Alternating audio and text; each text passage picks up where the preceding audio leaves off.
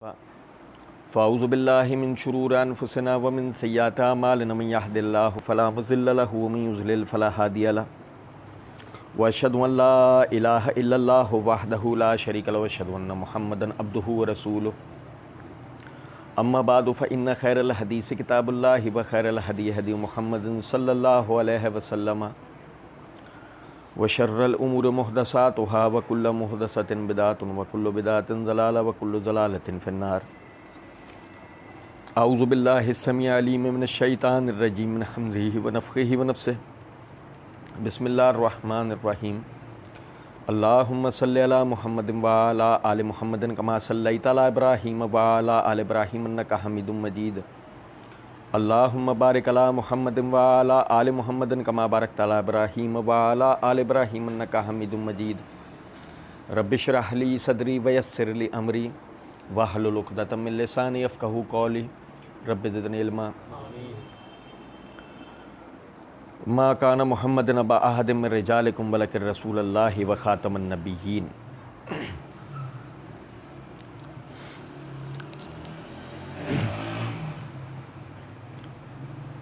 معرفت رسالت میں اللہ کے فضل و کرم سے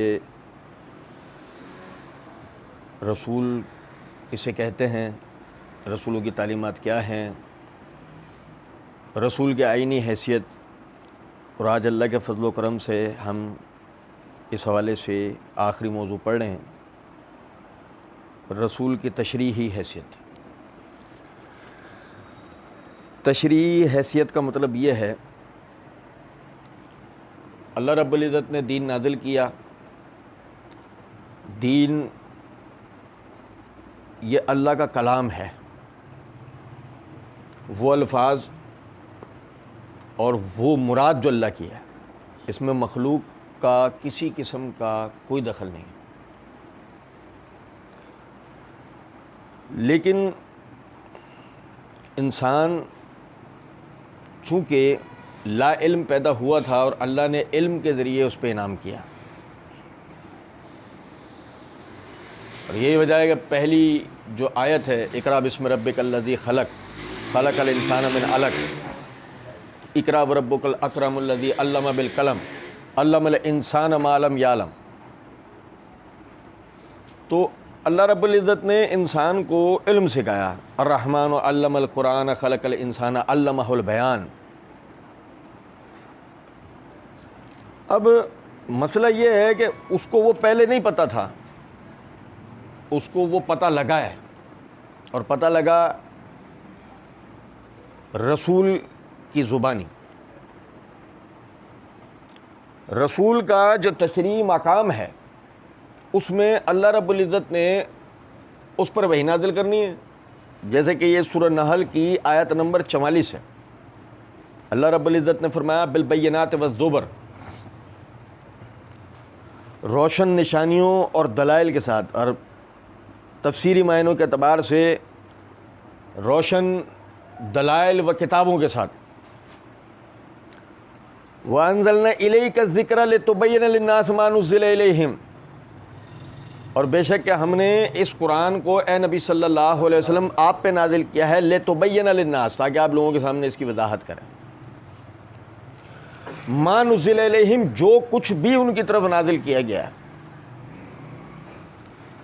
اب دیکھیں، وَأَنزَلْنَا إِلَيْكَ الذِّكْر میں قرآن ہے، اور مَا نُزِّلَ إِلَيْهِمْ عموم میں ہے، مَا نُزِّلَ إِلَيْهِمْ جو کچھ بھی نازل ہوا، یعنی قرآن کے علاوہ بھی نبی صلی اللہ علیہ وسلم پر وہی دو قسموں میں نازل ہوئی ہے، وہی جلی اور وہی خفی۔ موضوع نہیں ہے ابھی، انشاءاللہ کبھی اللہ نے توفیق دی تو اس پہ انشاءاللہ تفصیلاً آپ بھائیوں کے سامنے بات رکھیں گے۔ آپ صلی اللہ علیہ وسلم پہ وحی جلی نازل ہوئی اور اس کی تشریح وحی خفی نازل ہوئی۔ اللہ رب العزت نے فرمایا لِتُبَيِّنَ لِلنَّاسِ، آپ لوگوں کے سامنے اس کی وضاحت کریں، مَا نُزِّلَ إِلَيْهِمْ جو کچھ ان کے رب کی طرف سے نازل ہوا، لَعَلَّهُمْ يَتَفَكَّرُونَ تاکہ وہ غور و فکر کریں۔ یعنی جب تک یہ وضاحت نہیں ہو جاتی انسان غور و فکر نہیں کر سکتا، اس سے پہلے غور و فکر بے سود ہے، کسی کام کا نہیں۔ پچھلے درس میں آپ کو یاد ہوگا ہم نے پڑھا تھا، لوگ سمجھتے ہیں کہ رسول کا مطلب ہے ایک پیغام رساں، کہ جو اللہ کا پیغام ہم تک لا اس کا کام مکمل ہو گیا. نہیں، ایسا نہیں. اللہ رب العزت کی طرف سے یہی دیکھ لیں، اسی جگہ پر ایک ذمہ داری ان کو ملی ہے، لِتُبَيِّنَ لِلنَّاسِ، آپ پر نازل اس لیے کیا تاکہ آپ لوگوں کے سامنے اس کی وضاحت کریں گے. اور دو میں سے کوئی ایک بات بھی کی جائے کہ وضاحت رسول کی ذمہ داری نہیں تھی، یا یہ بات کی جائے کہ وضاحت رسول نے نہیں کی، یہ دونوں ہی باتیں آخر کار کفر تک لے کے جاتی ہیں.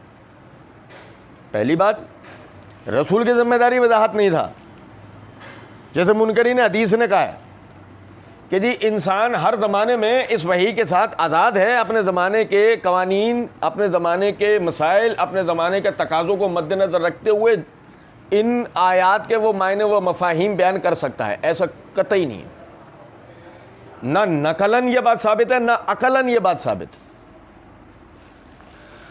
اچھا، پھر اسی طرح ایک طبقہ کہتا ہے کہ فلاں مسئلے میں نبی صلی اللہ علیہ وسلم نے امت سے بات چھپا لی. ہمارے ہیں نا کالے والے، وہ کہتے ہیں خلافت کے مسئلے میں نبی صلی اللہ علیہ وسلم نے وہ فلاں وقت کے اندر وہ کمرے میں جھگڑا ہو گیا تھا اور یہ وہ، تو اس کے بعد آپ نے وہ کہا چلے جاؤ، اور پھر آپ نے وہ ذکر نہیں کیا، ورنہ تو علی کی خلافت کا اعلان کر رہے تھے. اور اسی طریقے سے وہ حضرات جن کی مصنوعی فقہ ہیں کہ فلاں مسئلہ شریعت کے اندر ثابت نہیں تھا، اور وہ مسئلہ جو ہے وہ بعد میں ہمارے ائمہ نے اس کی توضیحات پیش کی ہیں. یعنی اس صورت میں کہ رسول کے ذمے تشریح کرنا نہیں ہے، اور یعنی اس طرح کہ رسول نے تشریح کی نہیں ہے، یہ دونوں ہی باتیں آخر کار بندے کو کفر تک لے کے جاتی ہیں. وَأَنزَلْنَا إِلَيْكَ الذِّكْرَ لِتُبَيِّنَ لِلنَّاسِ، یہ قرآن اے نبی صلی اللہ علیہ وسلم آپ پہ نازل ہی اس لیے کیا ہے تاکہ آپ لوگوں کے سامنے اس کی وضاحت کریں. اب میں چند نمونے آپ بھائیوں کے سامنے اس کے رکھوں گا. یہ میرے ہاتھ میں صحیح بخاری ہے، اس کی جلد نمبر 1 کا صفحہ نمبر 89 ہے. امام بخاری رحمۃ اللہ علیہ نے باب قائم کیا یعنی کہ کتاب قائم کیا کتاب الایمان، اور اس کے تحت باب ہے باب حب الرسول صلی اللہ علیہ وسلم من الایمان، کہ نبی صلی اللہ علیہ وسلم کی محبت ایمان میں سے ہے. اس کے تحت حدیث نمبر 13 ہے. پڑھنے سے پہلے توجہ دلا رہا ہوں آپ بھائیوں. اب دیکھیں، ایک پیغام رساں، ایک یعنی چٹھی لانے والا، ایک خط لانے والے سے آدمی کس قدر کی انسیت رکھے گا، اس قدر کی، اور بھائی جان خیریت ہے، طبیعت ٹھیک ہے، ختم. محبت کی تو بات ہی نہیں، اس درجے کی انسیت ہوگی بس. لیکن اللہ نے جو کہا النبی اولی بالمؤمنین من انفسہم، نبی مومنین پر ان کی جان سے حق رکھتا ہے، سورہ احزاب کی آیت. اس کی وضاحت میں اب آپ دیکھیں کہ ابو ہریرہ رضی اللہ تعالیٰ عنہ فرماتے ہیں کہ نبی صلی اللہ علیہ وسلم نے فرمایا والذی نفسی بیدہ لا یؤمن احدکم حتی اکون احب الیہ من والدیہ وولدہ. کوئی شخص اس وقت، اس ذات کی قسم جس کے ہاتھ میں میری جان ہے، کوئی شخص اس وقت تک ایمان والا نہیں ہو سکتا، کوئی شخص اس وقت تک مومن نہیں ہو سکتا، ایمان والا نہیں ہو سکتا، جب تک میں اس کے لیے اس کے ماں باپ سے اور اس کی اولاد سے زیادہ یعنی محبت مجھ سے وہ نہ کرنے لگے. یعنی کوئی شخص اس وقت تک مومن نہیں ہو سکتا جب تک وہ اپنی ماں باپ، اپنی اولاد سے زیادہ مجھ سے محبت نہ کرے. اب یہ توضیح ہو گئی کس بات کی؟ النبی اولی بالمؤمنین من انفسہم، نبی مومنین پر ان کی جان سے حق رکھتا ہے، یہ اس بات کی وضاحت ہے. ورنہ اس سے پہلے وہ جان سے حق رکھنے والے معنی ہم نہیں آنتے تھے، کیونکہ انسان پر اس کی یعنی کہ جان سے زیادہ حق ہوتا ہے اس کے والدین اور اس کی اولاد کا. آدمی اپنے والدین، اپنی اولاد کے لیے اپنی جان دے دیتا ہے. تو نبی نے یہ بات سمجھا دی کہ اس سے زیادہ محبت مجھ سے کرنی ہے. تو یہ اس آیت کی وضاحت ہوئی کہ وہ جان سے حق رکھنے کے معنی کیا ہوئے. اسی طریقے سے صحیح بخاری ہی میں جلد نمبر 1 یہی کتاب الایمان کے صفحہ نمبر 107 کے اوپر امام بخاری رحمۃ اللہ علیہ نے باب قائم کیا ہے باب الزکوٰۃ من الاسلام، زکوٰۃ دینا یہ اسلام میں سے ہے. اب اس کے تحت حدیث نمبر 44 ہے، بڑی بہت ہی غور طلب حدیث ہے، تفصیل کا موقع نہیں ہے ورنہ یہ حدیث تو بالکل الگ سے پڑھنے کے لائق ہے، کہ طلحہ بن عبید اللہ رضی اللہ تعالیٰ عنہ فرماتے ہیں کہ پہاڑی علاقوں سے نا ایک شخص نبی صلی اللہ علیہ وسلم کے پاس آیا، اس کے سفر کی وجہ سے اس کے سر کے بال بکھرے ہوئے تھے، اور وہ یعنی بھن بھن اس طرح آواز اس کی ہمیں سنائی دے رہی تھی، اس کی بات ہمیں سمجھ میں نہیں آ رہی تھی، یہاں تک کہ وہ نزدیک آن پہنچا جب معلوم ہوا کہ وہ اسلام کے بارے میں پوچھ رہا ہے۔ وہ کس کے بارے میں پوچھ رہا ہے؟ اب یہاں سے بات آگے لے آنے سے پہلے جو میں توجہ دلانا چاہتا ہوں کہ دیکھیں قرآن نازل ہو گیا اور وہ ان کی زبان ہے، وہ ان کی اور جو ہم نے سمجھ رکھا تھا، یعنی ہم میں سے بعض نے سمجھ رکھا تھا کہ رسول کی ذمہ داری صرف اس قرآن کو پہنچا دینا تھا، تو وہ قرآن تو اس تک پہنچ ہی گیا نا، لیکن اس کے باوجود بھی اس کا اسلام کے حوالے سے سوال کرنا یہ بات واضح کرتا ہے وہ قرآن پڑھ کر اسلام کو صرف قرآن پڑھ کر اسلام کو نہیں سمجھ سکتا، کہ اگر رسول کو وہ ایک طرف کر دے تو وہ صرف قرآن پڑھ کے اسلام کو سمجھ لے، ایسا ہو سکتا نہیں ہے۔ آپ دیکھیں نبی صلی اللہ علیہ وسلم نے فرمایا اسلام میں دن اور رات میں 5 نمازیں پڑھنا ہے، دن اور رات میں 5 نمازیں پڑھنا ہے۔ اس نے کہا بس اس کے سوا تو اور کچھ نہیں ہے، کوئی نماز وغیرہ مجھ پر تو نہیں۔ آپ صلی اللہ علیہ وسلم نے فرمایا نہیں، اس کے علاوہ جو تو نفل پڑھنا چاہے، جو تو نفل۔ پھر حضرت صلی اللہ علیہ وسلم نے فرمایا رمضان مبارک کے روزے رکھنا، رمضان کے روزے رکھنا۔ اس نے کہا اس کے علاوہ اور تو کوئی روزہ نہیں ہے مجھ پر۔ آپ صلی اللہ علیہ وسلم نے فرمایا نہیں مگر یہ کہ تو نفل روزے رکھ لے۔ تو پھر حضرت صلی اللہ علیہ وسلم نے فرمایا زکوٰۃ کے حوالے سے، وہ کہنے لگا تو اس کے علاوہ تو مجھ پر کوئی اور صدقہ نہیں ہے، تو آپ صلی اللہ علیہ وسلم نے فرمایا نہیں مگر یہ کہ نفل صدقہ دے دے۔ اب دیکھیں جو امام بخاری رحمۃ اللہ علیہ اس سے ثابت کرنا چاہ رہے تھے، میں باقی تمام چیزوں کو چھوڑ کے صرف اس بات کی طرف توجہ دلا رہا ہوں۔ اب اللہ رب العزت نے تو یہ کہا ہے انما الصدقات للفقراء والمساکین، کہہ کے صدقات جمع کا لفظ استعمال کر دیا، یا دوسری جگہ خذ من اموالہم صدقۃ کہہ کر صدقے کا لفظ استعمال کر کے نا کہ ان کے مالوں میں سے وہ یعنی ان کے مالوں میں سے بطور صدقہ وہ مال نکال لو۔ اب لیکن وہ مال نکالنا کتنا ہے؟ اچھا مال خرچ کرنے کی بھی بتا دیا کہ کن کن پہ خرچ کرنا ہے وہ مال زکوٰۃ کا صدقات کا، لیکن وہ کب نکلے گا اور کتنا نکلے گا، یہ کس مال میں سے کتنا نکلے گا، یہ حتیٰ کہ یہ بھی نہیں پتا وہ صدقات جو جمع ہے اس سے مراد کیا ہے۔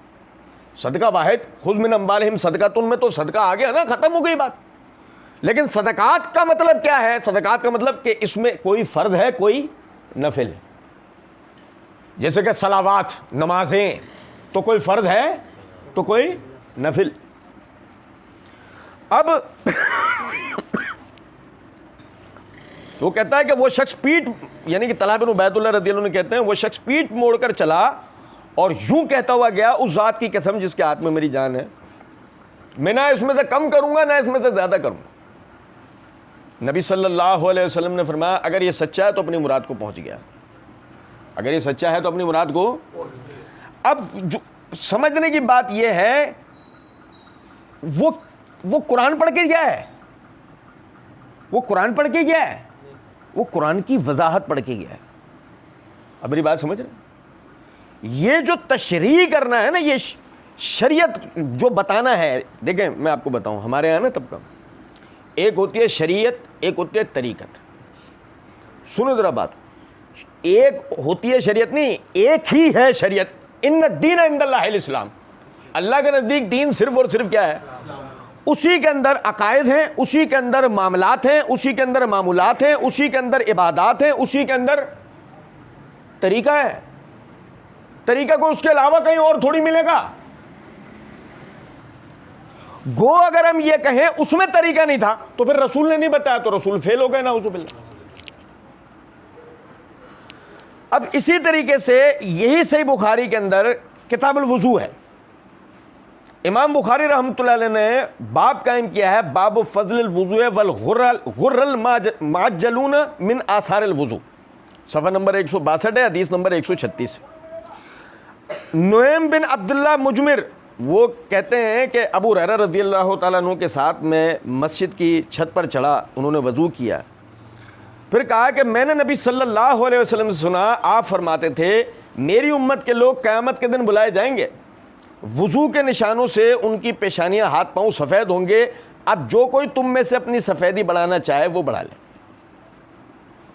آپ سمجھیں ذرا اس بات، اللہ رب العزت نے یعنی قرآن پاک کے اندر جب وضو کا بیان کیا ہے تو اللہ رب العزت نے اس کے اندر یعنی یہ فرما دیا کہ اپنے ہاتھ دھو لو، اپنا چہرہ دھو لو، ہاتھ کونیوں تک دھو لو، پیروں کا مسح کر لو۔ وہ ہمارے ہاں پیروں کا مسح سے مراد وہ مسح سمجھ لیا گیا، وہ انشاءاللہ ہم پڑھیں گے اس کے اوپر۔ اب اس میں کہیں بھی اس بات کی وضاحت نہیں ہے کہ اس طریقے میں لوگوں کو ایک دوسرے سے کوئی فضیلت مل سکتی ہے، یہ بات یہاں موجود نہیں ہے۔ یہ حدیث نے وضاحت کی کہ نبی صلی اللہ علیہ وسلم نے فرمایا فمن استطاع منکم ان یطیل غرتہ فلیفعل، جو تم میں سے اپنی اس یعنی کہ روشنی کو بڑھانا چاہے اسے چاہیے کہ وہ بڑھا لے۔ یہ وضاحت کہاں سے آئی؟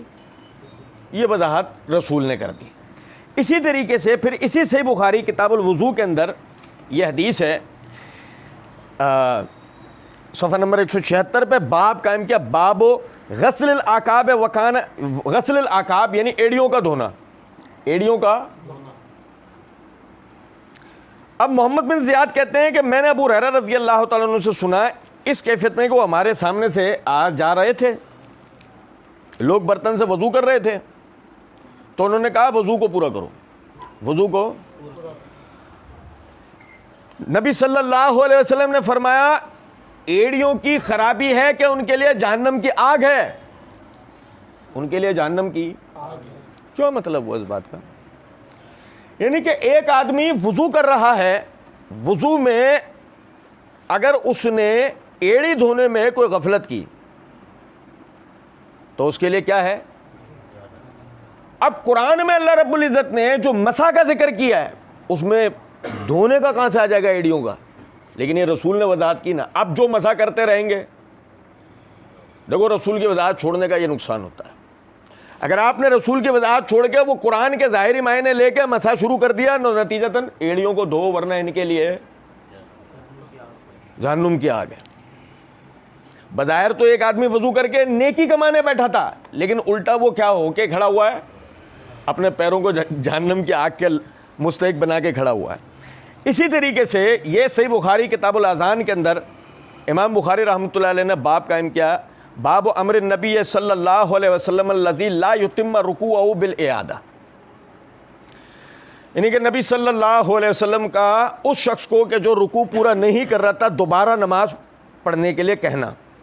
اب اس کے تحت یہ صفحہ نمبر 499 حدیث نمبر 756 ہے۔ اس کو پڑھنے سے پہلے میں آپ کو بتاؤں، اللہ رب العزت نے فرمایا فَإِنْ آمَنُوا فَاذْكُرُوا اللَّهَ كَمَا عَلَّمَكُمْ، جب تم حالت امن میں ہو تو تم نماز ایسے پڑھو گے جیسے ہم نے تمہیں پڑھنا سکھایا۔ کوئی جانتا ہے اللہ نے پڑھنا کیسے سکھایا؟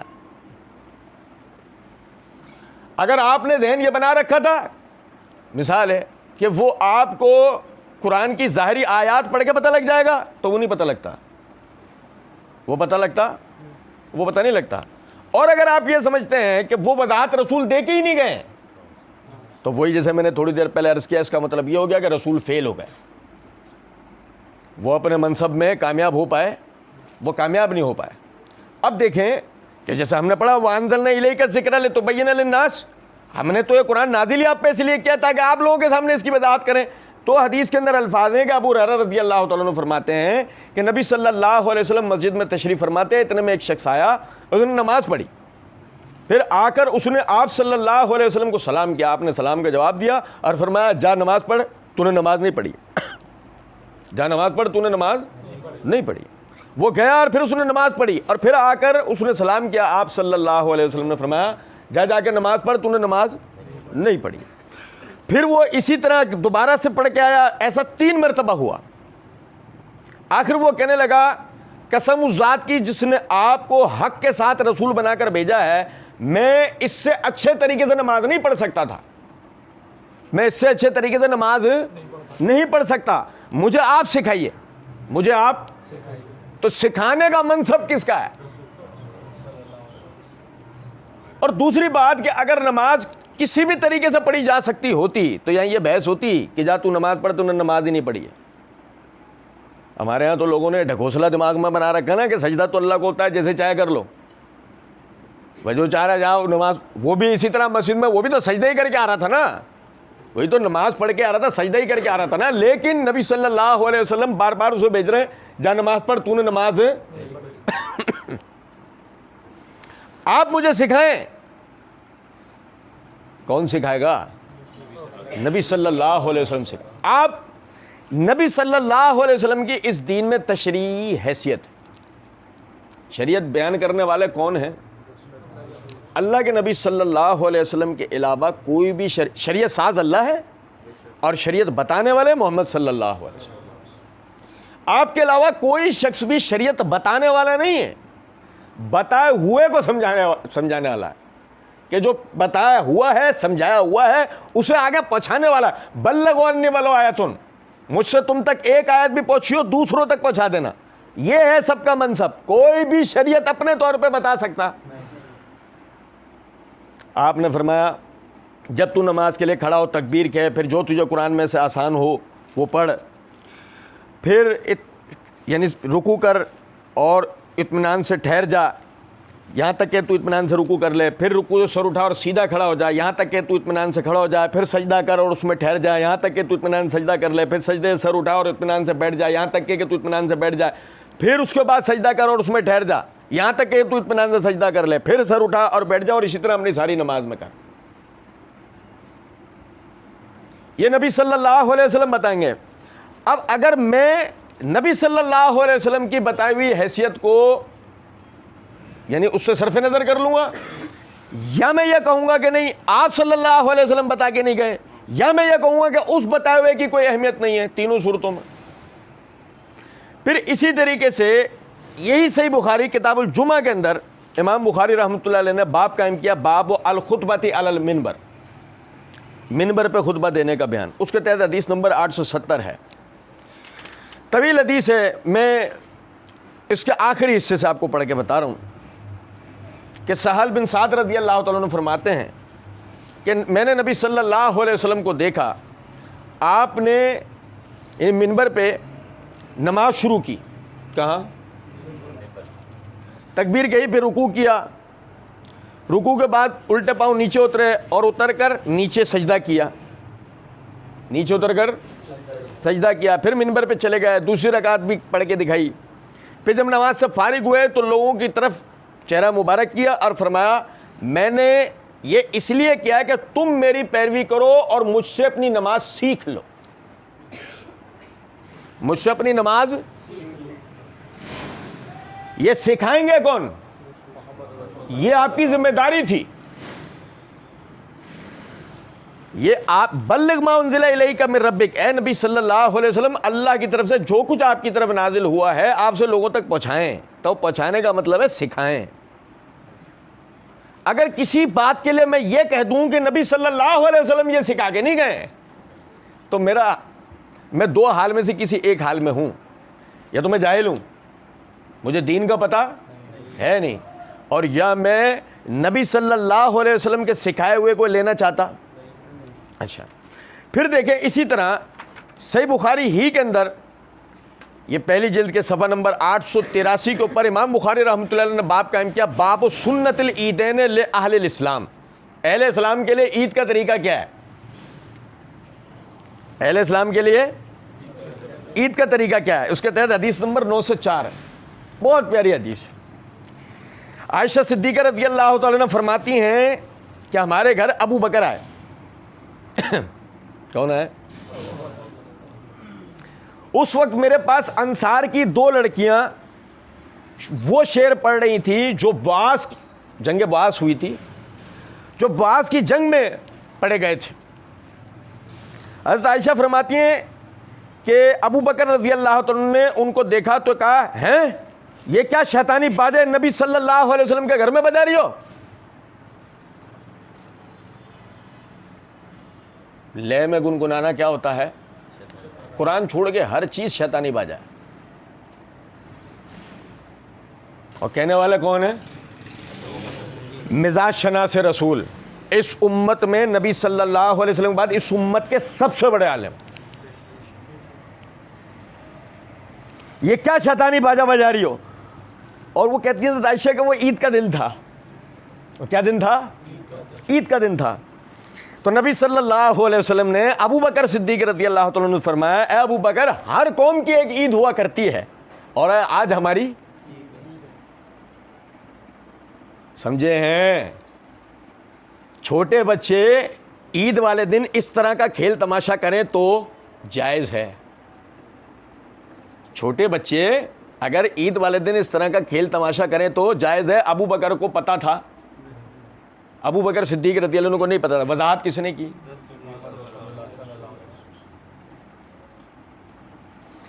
تو یہ جو تشریعی حیثیت ہے یہ کس کی ہے؟ نبی صلی اللہ علیہ وسلم کی. ورنہ عمومی طور پہ ہر قسم کے آلات موسیقی اور ہر قسم کی موسیقی والی آواز شیطانی باجا ہے. یہ عمومی دلائل ہے اور یہی ابو بکر رضی اللہ تعالیٰ عنہ اس وقت کہا کیونکہ عمومی دلائل یہی. اچھا پھر یہ دیکھیں، پھر یہ صحیح بخاری ہے میرے ہاتھ میں، اس کی جلد نمبر 3 کا صفحہ نمبر 123 ہے، کتاب الصیام ہے. امام بخاری رحمۃ اللہ نے باب قائم کیا، باب اذا جامع فی رمضان ولم یکن لہ شیء فتصدق علیہ فلیکفر.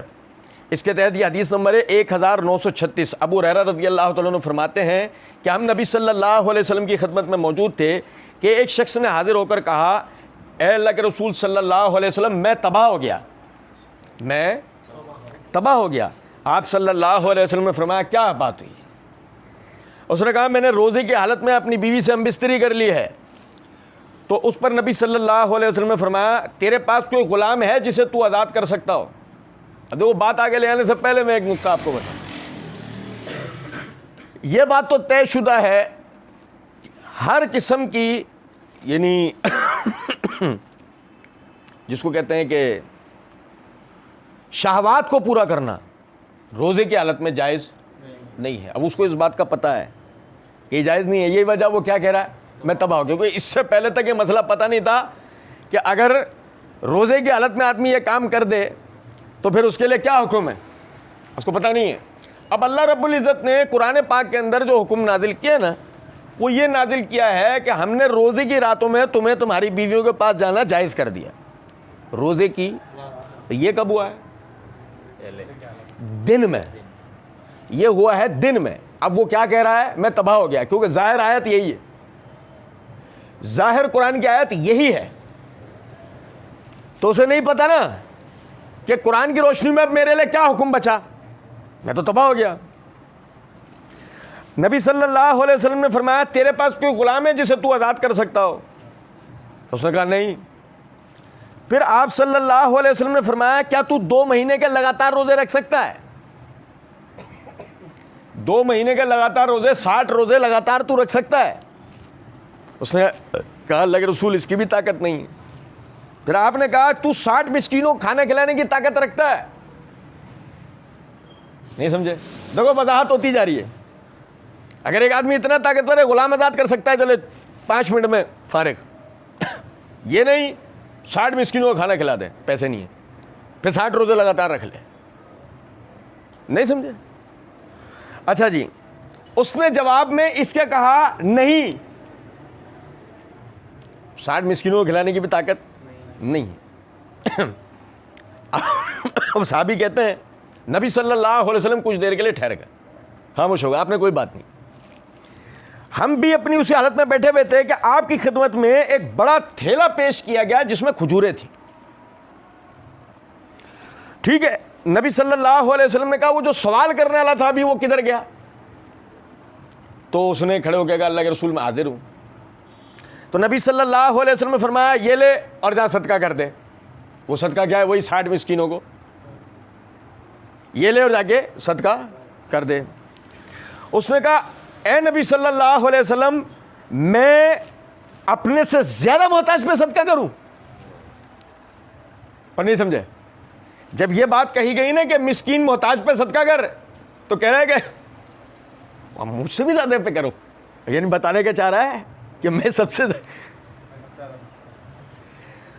تو کہنے لگا اللہ کی قسم ان دونوں پتھریلے میدانوں کے درمیان میں میرے گھرانے سے زیادہ کوئی بھی محتاج گھرانہ نہیں ہے۔ تو اس پر نبی صلی اللہ علیہ وسلم ہنس پڑے، آپ کے اگلے دانت دیکھے گئے، اتنا آپ ہنسے۔ اور پھر آپ صلی اللہ علیہ وسلم نے فرمایا اچھا لے جاؤ اور اپنے گھر والوں کو کھلا دے۔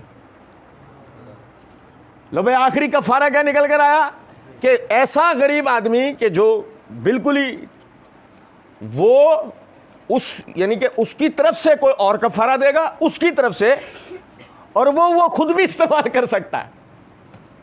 اب قرآن کی آیت کی روح سے تو اس نے جو شروع میں کہا ہے وہ بالکل صحیح کہا ہے کہ میں تباہ ہو گیا۔ نہیں سمجھ میں آئی بات؟ کیونکہ اس کی بنیاد یہ تھی لعلکم تتقون، روزہ اس لیے کہ تم پرہیزگاری اختیار کرو، اس نے روزے کی حالت میں ہی وہ کام کر دیا، تو وہ سراسر اللہ کے حکم کے خلاف گیا نا۔ تو اس نے شروع میں جو کہا وہ بالکل صحیح کہا، لیکن لِتُبَيِّنَ لِلنَّاسِ، وضاحت آپ کریں لوگوں کے سامنے۔ تو نبی صلی اللہ علیہ وسلم نے وضاحت کی، مسئلہ سمجھایا کہ ایسے کر ایسے کر، اس طرح کر لیں۔ تو تشریعی حیثیت کس کی ہے؟ نبی صلی اللہ علیہ وسلم کی حیثیت ہے۔ اور ذرا دیکھیے گا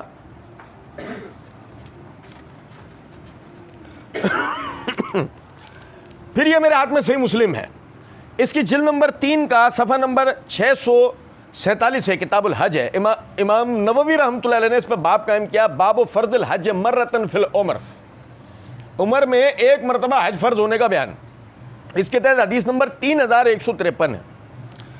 محمد بن زیاد کہتے ہیں کہ ابو ہریرہ رضی اللہ تعالیٰ نے فرمایا کہ نبی صلی اللہ علیہ وسلم نے ہمیں خطبہ دیا اور آپ نے فرمایا اے لوگوں تم پر حج فرض ہو گیا ہے، تم پر حج فرض۔ اب قرآن کی آیت کیا ہے؟ اتم الحج والعمرۃ للہ، حج اور عمرے کے مناسک اللہ کے لیے پورے کرو، مرد عورت بوڑھے بچے سب کو اللہ نے مخاطب کیا ہے۔ اور اللہ نے اس آیت کے اندر یہ کہیں بھی نہیں کہا ہے کہ یہ تم نے ایک مرتبہ کرنا ہے، یہ تم نے پورے قرآن میں کہیں بھی نہیں ہے ایسا کہ یہ تم نے ایک مرتبہ، اور نہیں یہ ہے کہ 100 مرتبہ کرنا، نہ تو ایک مرتبہ کی بحث ہے نہ 100 مرتبہ کی بحث ہے۔ اب میری بات سمجھو، قرآن نے تو صرف اتنا کہا اتم الحج والعمرۃ للہ، اور عمرے کے مناسک اللہ کے لیے پورے کرو، حکم دے دیا، فرض ہو گیا۔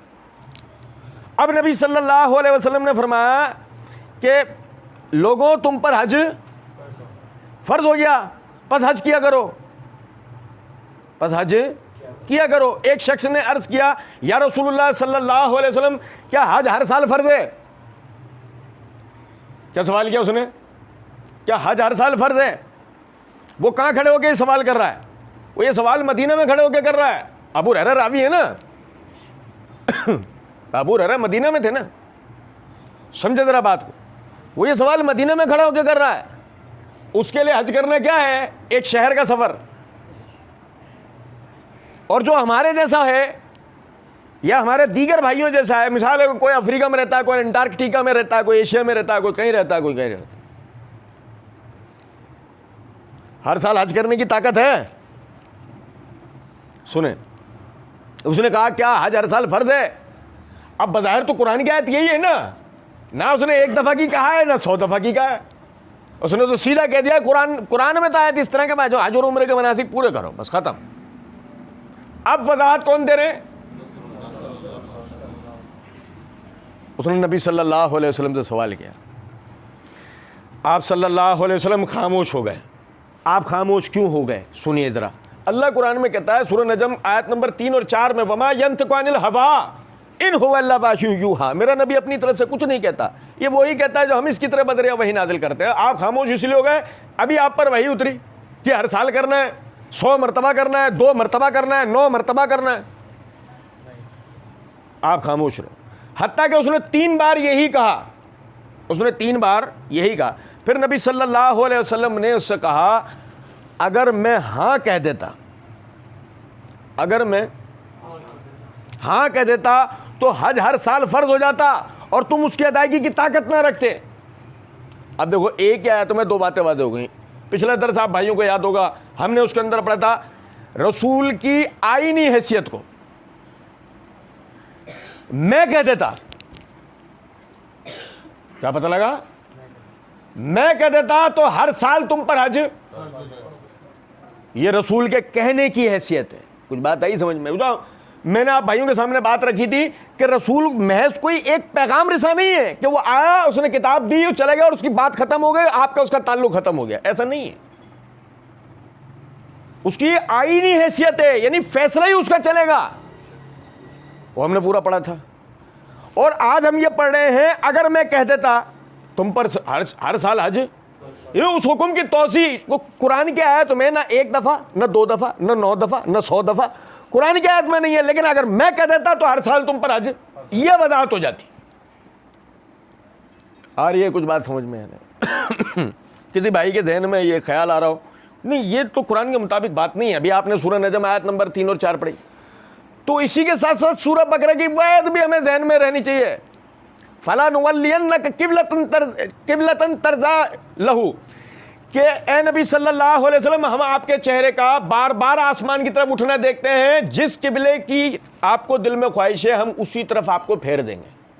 یہ قرآن سے ثابت ہے کہ رسول کی رضامندی اللہ کی رضامندی ہوتی ہے، رسول کی فرما برداری اللہ کی فرما برداری ہوتی ہے. قرآن سے ثابت ہے، یہ صرف حدیث کا معاملہ نہیں. تو فرمایا کہ اگر میں ہاں کہہ دیتا تو حج ہر سال تم پر فرض ہو جاتا اور تم اس کی ادائیگی کی طاقت نہ رکھتے. جن چیزوں کے بیان میں چھوڑ دیا کروں تم ان کے بارے میں سوال مت کیا کرو. یہ دیکھو یہ ادب بھی پتہ لگ گیا. تشریف جو ہوئی بھی ہے شریعت میں وہ لو، اپنی طرف سے کیل وکال نہیں کرو. کیا ادب پتہ لگا؟ شریعت میں جو تشریح ہو گئی ہے وہ لے لو، نہیں مل رہی ڈھونڈ لو، نہیں مل رہی ڈھونڈ لو. اس کے بعد سوال جواب اگرچہ مگرچہ چنانچہ نہیں کرو. آگے فرمایا کیونکہ تم سے پہلے لوگ اسی لیے ہلاک ہوئے کہ وہ انبیاء کرام علیہم الصلوۃ والسلام سے بکثرت سوالات کیا کرتے تھے، اور انبیاء کرام علیہم الصلوۃ والسلام سے ان سوالات کے نتیجے میں وہ اختلافات کر جایا کرتے تھے. اب کیا مطلب ہے اختلافات کر جانے کا؟ انتہائی معذرت کے ساتھ سمجھیں، سنیں ذرا بات کو. میں آپ کو اختلاف کی شکل بتاتا ہوں. نبی صلی اللہ علیہ وسلم نے فرمایا مونچھیں کترواؤ، داڑھیوں کو اپنے حال پہ چھوڑ دو. کیا حکم آ گیا؟ مونچھیں کترواؤ، داڑھیوں کو اپنے حال پہ چھوڑ دو، یہ حکم آ گیا. خود نبی صلی اللہ علیہ وسلم سے کوئی من گھڑت روایت بھی ایسی نہیں ہے کسی نے کل رات میں بیٹھ کے گھڑ لی اور آج ابھی آ کے ہمیں سنا دے کہ نبی صلی اللہ علیہ وسلم نے زندگی میں کبھی ایک مرتبہ بھی اپنی داڑھی کا بال کوئی ایک سوت بھی کاٹا ہو. آپ نے کبھی نہیں کاٹا. سنیں، آپ کے فعل سے اس حکم کی وضاحت ہو گئی کہ داڑھیوں کو چھوڑ دو. آپ کے فعل سے بھی اس حکم کی وضاحت ہو گئی. اب کہنے والا کہہ رہا ہے نہیں وہ ٹھیک ہے لیکن وہ عربوں کا کلچر تھا. یہ کس سے اختلاف کر رہا ہے؟ وہ نہیں یہ ٹھیک ہے لیکن دین میں داڑھی میں دین نہیں ہے. یہ کسے بتا رہا ہے وہ؟ آپ ہمیں یہ کسے کہہ رہا ہے وہ؟ نبی صلی اللہ علیہ وسلم. ہر وہ چونکہ اگرچہ مگرچہ چنانچہ جو وہ نکال کے لائے گا وہ ہمیں آپ کو نہیں کہہ رہا ہوگا. کسے کہہ رہا ہوگا؟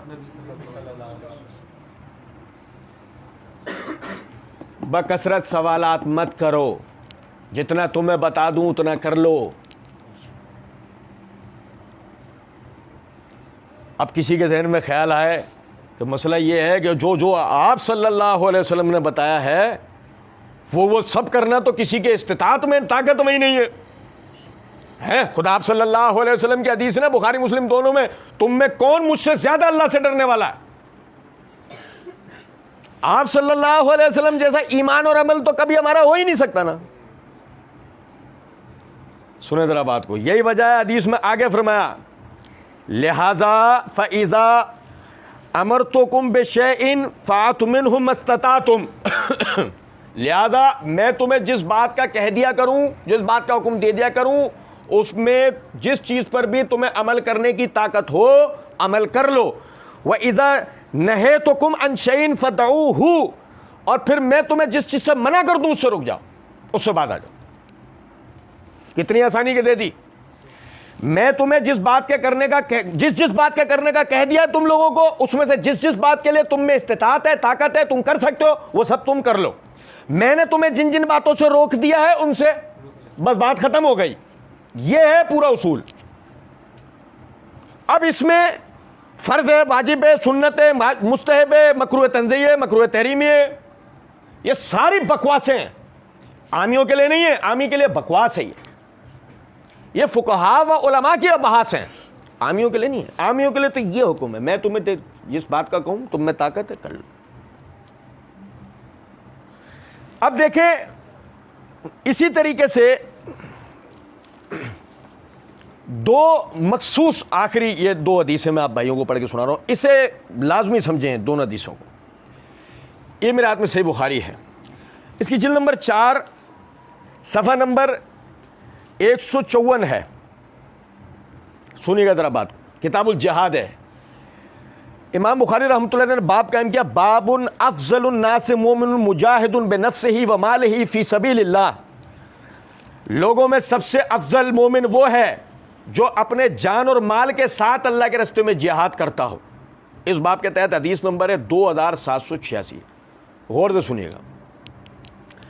ابو سعید خدری رضی اللہ تعالیٰ عنہ نے سوال کیا، اے نبی صلی اللہ علیہ وسلم کون شخص سب سے افضل ہے؟ سید، شاہ صاحب، پیر صاحب، سنو توجہ سنو، گورا نہیں سمجھے، مال والا، اردو بولنے والا،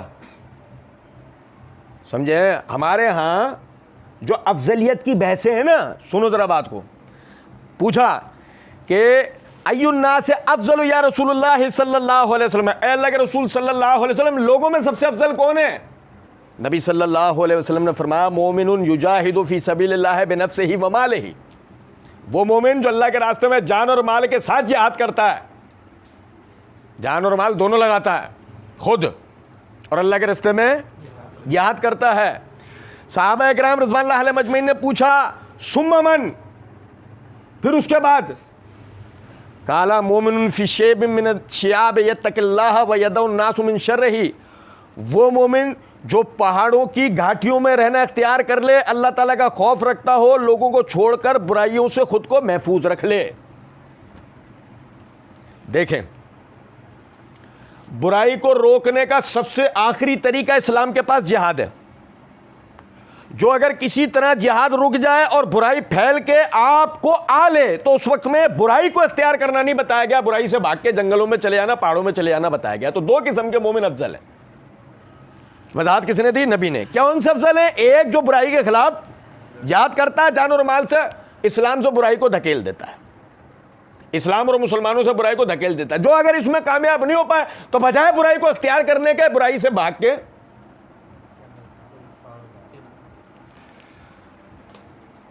لوگوں میں سب سے افضل کون ہے؟ وضاحت کس نے کی؟ اور اب یہ آخری حدیث ہے، سنیں ذرا بات. پہلے میں اس کا آپ کو پس منظر بتاتا ہوں. پس منظر یہ ہے، غزوہ خیبر ہوا، دیگر غزوات کی طرح مشکل ترین مشن تھا، مشکل ترین جنگ تھی. یہودیوں کے حجاز کے سب سے بڑے ہیڈ کوارٹر پہ حملہ تھا. وہ سارے یہودیوں، یہ مطلب آپ یوں سمجھ لیجئے کہ حجاز میں خیبر کی یہودیوں کے نزدیک وہ حیثیت تھی جو موجودہ دور میں پینٹاگون کے امریکہ کے لیے. پورے حجاز اور جزیرہ عرب پہ جو پالیسیز، جو سازشیں تیار ہو کے جاتی تھیں، کہاں سے جاتی تھیں؟ تو سنیں، حملہ کیا، وہ ایک قلعہ فتح ہو گیا، دوسرا ہو گیا، تیسرا ہو گیا. وہ اسی طرح وہ بھی اسٹریٹجی بناتے گئے. انہوں نے اپنا مال، لوگ ساری، وہ اپنے سب سے محفوظ ترین، طاقتور ترین قلعے کی طرف لے گئے. اب آخری وہ قلعہ رہ گیا. اس قلعے پہ مسلمان مسلسل حملہ کر رہے اور مسلسل شکست کھا رہے. یعنی شکست پس پائی، نعوذ باللہ، شکست نہیں پس پائی. پس پائی سمجھتے ہیں نا کہ حملہ کامیاب نہیں ہو پا رہا. یہاں تک کہ بالکل امیدیں ماند پڑنا شروع ہو گئیں اور بعض کے ذہنوں میں آ گیا کہ شاید ہم اب پلٹیں گے. نئے سرے سے طاقت اکٹھی کریں گے, مزید طاقت اکٹھی کر کے آگے حملہ کریں گے, تب جا کر یہ قلعہ فتح ہوگا, اس سے پہلے نہیں ہو سکتا. سہل بن سعد رضی اللہ تعالیٰ عنہ فرماتے ہیں کہ نبی صلی اللہ علیہ وسلم نے فرمایا, کل میں اسلام کا جھنڈا ایسے شخص کے ہاتھ میں دوں گا کہ جس کے ہاتھ پر اللہ رب العزت نے اس قلعے کی فتح رکھی ہے. یہ اب تک کسی کو پتا ہے کہ فتح کس کے ہاتھ میں؟ ہر بندہ جا رہا ہے, حملہ کر رہا ہے ہر بندہ.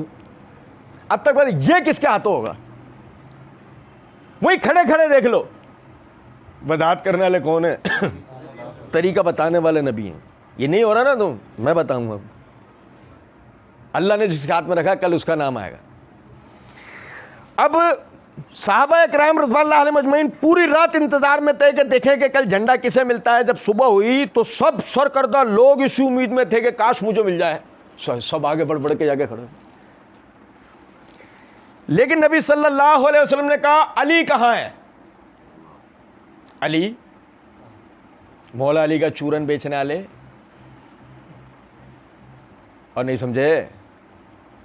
ابے بھائی صحیح بتا رہا ہوں, علی سب سے پہلے نظر آئے گا تو جہاد اور بہادری کے ناموں میں نظر آئے گا, اور تم سب سے پہلے چھریاں چلاتے ہوئے نظر آئے, ماتم چوچو ڈرامہ.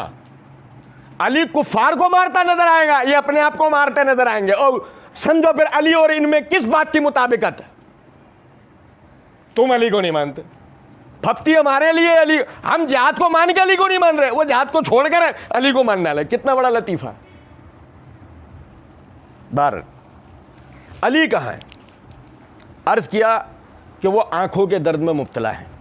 نبی صلی اللہ علیہ وسلم نے کہا بلا کے لاؤ. آپ نے اپنا لاب دہن ان کی آنکھوں میں لگا دیا, وہ فوراً اچھے ہو گئے, جیسے پہلے, جیسے کوئی انہیں تکلیف ہی نہ رہی ہو. تو علی رضی اللہ تعالیٰ نے کہا ہم ان سے اسی وقت تک, اس وقت تک جنگ کریں گے جب تک یہ ہمارے جیسے نہ ہو جائیں, یعنی مسلمان. اب یہ علی رضی اللہ تعالیٰ نے جو جملہ کہہ رہے ہیں نا, یہ میں اس کا آپ کو پس منظر بتاتا ہوں. یہ بڑا اہمیت کا حامل جملہ ہے. آپ کتنے ہی بھائیوں کے اپنے لاشیں اٹھا چکے ہیں, آپ کو جنگی اعتبار سے کتنے ہی نقصان اب تک پہنچ چکا ہے. ایک زبردست کمانڈر کی حیثیت سے آپ کیا بولیں گے؟ ہم اپنے تمام بھائیوں کا بدلہ اب نہیں چھوڑیں گے ان کو. اب ان کو ایک بہادر قسم کا, شجاع قسم کا اور اپنوں کا درد رکھنے والا, وہ تو یہی جملہ بولے گا نا. اور کیفیت کو سمجھیں, کیفیت بتائی نا میں نے آپ کو, کیفیت کو سمجھیں, ذرا پس منظر کو سمجھیں. یقین کریں ان کی جگہ ہم ہوتے تو شاید ہم میں سے بھی کوئی اس طرح کی بات کرتا, اس طرح کی, اس جیسی عظمت والی بات تو نہیں کرتا ہے, اس طرح کی کوئی بات کرتا. لیکن وضاحت کون کرے گا؟ نبی صلی اللہ علیہ وسلم نے فرمایا ابھی ٹھہرو, ابھی ٹھہرو, پہلے ان کے میدان میں اتر جاؤ, انہیں اسلام کی دعوت دو. او بھائی میرے پیارے, کیا نکل کر آئی بات. یہ جو ابھی حملہ ہوگا تو یہ جو اب حملہ ہوگا یہ ہوگا جوش کے ساتھ حملہ, تو نتیجتاً کسی کو بھی نہیں چھوڑا جائے گا. سیدنا علی بن ابی طالب رضی اللہ تعالیٰ عنہ کا جملہ بتا رہا ہے کہ اس کے بعد اب کسی کو بھی, جو بھی سامنے آئے گا مارا جائے گا, ایسے ہی نا. لیکن جنگی ادب سکھایا جا رہا ہے, مسلمانوں کا جنگی ادب سکھایا جا رہا ہے کہ تم پے در پہ بے دریغ مارتے چلے جانا. یہ اسلام کا طریقہ, یہ قتل عام کرنا یہ مسلمانوں کا طریقہ نہیں. یہ تو وہ ظالم جابر قسم کے تاریخ میں جو بادشاہ گزرے ہیں, یا آج کے دور میں امریکی اور اسرائیلی یا ہندو جس طرح کرتے ہیں, یہ ان کا طریقہ ہے. یہ پے در پہ بس مارے چلے جانا, یہ مسلمانوں کا طریقہ. تو فرمایا نہیں, پہلے تم ان کے میدان میں اترو گے, انہیں اسلام کی دعوت دے لو, اس کے بعد جو چیزیں ضروری ہیں ان کی خبر دو.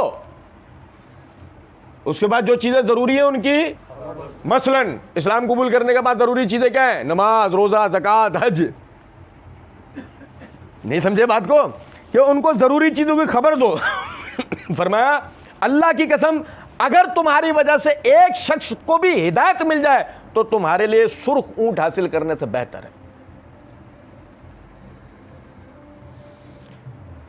یہ تشریح ہے.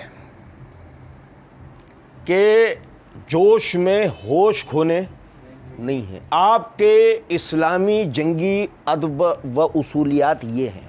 آپ بے دریغ پہ در پہ کسی پہ ایک دم حملہ کر دو گے نہیں. آپ انہیں پہلے اسلام کی دعوت دو گے. آپ کو اس بات کا اطمینان ہو جائے کہ ہم لوگوں نے اسلام کی دعوت دی, اتنے لوگوں نے اسلام قبول کر لیا, وہ ہمارے ساتھ ہیں. پھر جو لڑنے کھڑے ہو جائیں انہیں ماننا. پھر جو آپ سے لڑنے کھڑے ہو جائیں مانے ہی نہیں کسی بھی طرح, نہ جزیے کے لیے راضی ہو, نہ گرفتاریاں دینے کے لیے راضی ہو, نہ جنگی جگہ اپنی چھوڑنے کے لیے تیار ہو, نہیں لڑنے کو, پھر ان سے لڑا جائے گا. اب یہ میرا موضوع نہیں ہے, ورنہ میں آپ کو اس کی اور تفصیلات دیتا. صرف بتانا مقصود یہ ہے, ایسے کربناک وحشت ناک ماحول میں بھی تشریح آخر کار کس نے کی ہے؟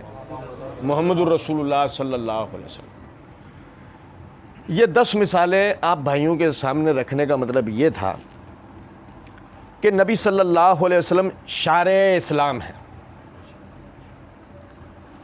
آپ کے بعد یہ حیثیت کسی کی بھی نہیں ہے کہ جو شارع اسلام ہو. رسول کی تشریعی حیثیت یہ ہوتی ہے. کوئی امام, کوئی مجتہد, کوئی پیر, کوئی شخص بھی یہ مقام لے سکتا, حتیٰ کہ نبی صلی اللہ علیہ وسلم کے آ جانے کے بعد آپ سے پہلے کے جو رسول اور نبی ہیں ان کے بھی اس طرح کی حیثیتیں ختم ہو گئی. مثال کے طور پہ نماز موسیٰ علیہ السلام پڑھتے تھے, جیسے سورہ طٰہٰ ہمیں بتاتی ہے, لیکن کیسے پڑھتے تھے اب ہمیں اس سے کوئی بحث نہیں ہے. اب ہم کیسے پڑھیں گے؟ جیسے محمد صلی اللہ علیہ وسلم نے سکھائی ہے. زکوٰۃ کا موسیٰ علیہ السلام کو بھی حکم دیا گیا تھا, جیسے کہ سورہ طٰہٰ بتاتی ہے, لیکن ہم زکوٰۃ کیسے دیں گے؟ جیسے نبی صلی اللہ علیہ وسلم نے ہمیں بتایا. حج موسیٰ علیہ السلام نے بھی کیا ہے, حج دیگر انبیاء کرام, ابراہیم علیہ السلام کو تو ثابت شدہ ہے نا سورہ بقرہ میں, لیکن انہوں نے مناسک کس طرح ادا کیے اس سے کوئی بحث نہیں ہے. نبی صلی اللہ علیہ وسلم نے مناسک ادا یا مناسک عمرہ ادا کرنے کا طریقہ کیا بتایا ہے؟ بحث اس سے. قربانی, وہ اسماعیل علیہ السلام کی جگہ مینڈا آ گیا تھا, یہ تو واقعہ ہے, لیکن قربانی ہم نے وہ کرنی ہے جو نبی صلی اللہ علیہ وسلم نے ہمیں بتائی ہے. یہ مینڈے انڈے کی کوئی بحث نہیں ہے ہمارے دین میں. جو لوگوں نے سمجھ رکھا نا کالا مینڈا اور مینڈا یا افضل ہے اور فلاں, نہیں, کچھ بھی افضل نہیں ہے. جو نبی صلی اللہ علیہ وسلم نے بتایا وہ افضل ہے. یہ سمجھ لیں کہ آپ سے پہلے جو نبی تھے ان کی بھی اب تشریعی حیثیت ختم ہو گئی. یہ حیثیت صرف اور صرف کس کی ہے؟ محمد صلی اللہ علیہ وسلم کی. اور آپ کے بعد اب یہ کسی نہ نبی کی ہے اور نہ کسی امتی کی ہے. امتیوں کا کام یعنی صحابہ, تابعین, تبع تابعین, ائمہ مجتہدین, مفسرین, شارحین کرام, جتنے حضرات بات کے ہیں علماء کرام, ان سب کا کام صرف آپ کی بیان کردہ تشریح کو آگے امت تک پہنچا دینا. سورہ توبہ میں اللہ رب العزت نے اس کا ذکر کیا کہ مومن 2 گروہ میں تقسیم ہے. پہلے جہاد کریں گے, وما کان المؤمنون لینفروا کافہ, سارے کے سارے نہیں کریں گے. فلولا نفر من كل فرقة طائفة منهم ليتفقهوا في الدين ولينذر قومهم لعلهم يرجعون. کیوں نہیں ایسا ہوتا کہ ایک گروہ میں سے علیحدہ ہوتا, دین کی سمجھ حاصل کرتا, آ کے اپنی قوم کو دین کے حوالے سے سکھاتا, اللہ کے بارے میں ڈراتا تاکہ وہ دین کی طرف رجوع کرتے. 2 گروہ کے اندر مسلمان تقسیم ہوں گے. ایک جہاد میدانوں میں جہاد کرنے والے بنیں گے, دوسرے میدانوں میں دعوت دینے والے بنیں گے. مسلمانوں کا تیسرا کوئی گروہ نہیں ہے. یہ بات ہمیشہ یاد رکھیے. اور ان دونوں نے اس تشریعی حیثیت کو آگے لے کے چلنا ہے جو نبی صلی اللہ علیہ وسلم نے بیان کر دیا. اور اللہ تعالیٰ کی توفیق شامل حال رہی, معرفت رسالت کا آخری موضوع بھی انشاءاللہ ہم پڑھیں گے, ختم نبوت.